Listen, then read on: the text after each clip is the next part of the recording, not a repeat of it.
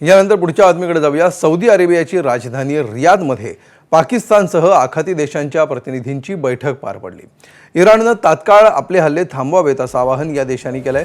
Qatar, Azerbaijan, Bahrain, Egypt, Jordan, Kuwait, Lebanon, Pakistan, Saudi Arabia, Syria, तुर्की आणि संयुक्त अरब अमिरातींचे प्रतिनिधी या बैठकीत सहभागी झाले होते।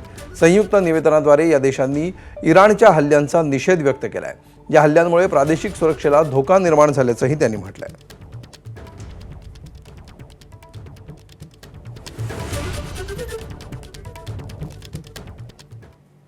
तर इराणचं युद्ध आता अमेरिकेच्या आकाशापर्यंत पोहोचलंय। अमेरिकेची राजधानी वॉशिंग्टनमध्ये संशयास्पद ड्रोन आढळून आल्यामुळे खळबळ उडाली आहे। वॉशिंग्टनमधल्या फोर्ट मॅकनेर या सैन्य तळावर अज्ञात ड्रोन दिसले। या सैन्य तळाजवळच परराष्ट्र मंत्री मार्को रुबियो आणि संरक्षण मंत्री पीट हेक्सेथ यांची निवासस्थाने आहेत। अतिशय सुरक्षित असलेल्या या भागामध्ये ड्रोन आढळल्यामुळे व्हाईट हाऊसमध्ये तातडीची बैठक बोलावण्यात आली आहे। इराणने अमेरिकेच्या भूमीपर्यंत पलटवाराची तयारी केल्याची शंका व्यक्त केली जाते। अमेरिकेच्या सैन्य तळांवर लॉकडाऊन घोषित करण्यात आला।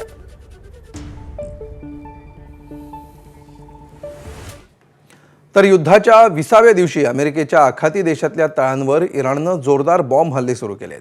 यूएईमधल्या अबुधाबीमध्ये अल धापरा एअरबेसवर इराणने हल्ला केला। यामध्ये अमेरिकी तळाचं मोठं नुकसान झालंय। या तळावर जवळपास 2000 अमेरिकी सैनिक तैनात आहेत। ड्रोनपासून अत्याधुनिक लढाऊ विमानांच्या संचलनाचं हे एक प्रमुख केंद्र आहे।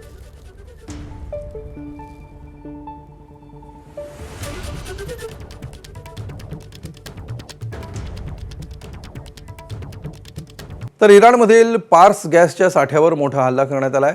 हल्ल्यानंतर भीषण आग लागली आहे। पर्शियन गल्फ भागातलं हे क्षेत्र सर्वात मोठा नैसर्गिक साठा असलेला भाग समजलं जातं। इराण, कतार या दोन देशांच्या ताब्यात हे ठिकाण आहे। इराणचा स्वतःचा 70% पुरवठा इथून होतो। याच भागातून संपूर्ण जगाला LNGचा पुरवठा केला जातो।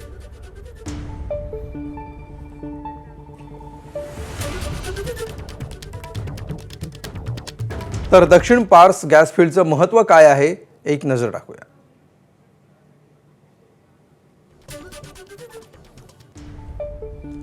पार्स क्षेत्रामध्ये जगातला सर्वात मोठा नैसर्गिक वायूचा साठा आहे आणि यातला मोठा भाग इराणच्या मालकीचा आहे। याच नैसर्गिक गॅस साठ्याचा दुसरा भाग कतारच्या मालकीचा आहे, ज्याला नॉर्थ डोम असं म्हणतात। या ठिकाणी तब्बल 1800 ट्रिलियन क्युबिक फीटचा वापरता येण्याजोगा गॅस साठा आहे। संपूर्ण जगाला सलग 13 वर्ष गॅस पुरवण्याची याची क्षमता आहे। दक्षिण पार्समध्ये तयार होणारा बहुतांश गॅस हा घरगुती वापराचा असतो।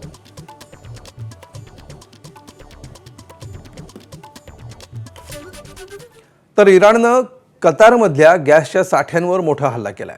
या हल्ल्यामुळे रास लफन गॅस प्लांटमध्ये मोठी आग लागली होती, तसंच रिफायनरीचं नुकसान झालंय। कतारनेही या हल्ल्याची पुष्टी केली आहे। दरम्यान या आगीवर आता नियंत्रण मिळवण्यात आलंय।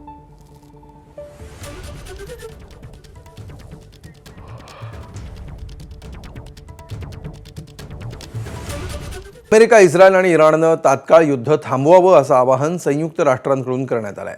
लेबनॉनमधल्या इस्रायलच्या हल्ल्यांवर संयुक्त राष्ट्रांनी चिंता व्यक्त केली आहे। लेबनॉनमध्ये 10 लाखांपेक्षा जास्त लोक बेघर झालेत।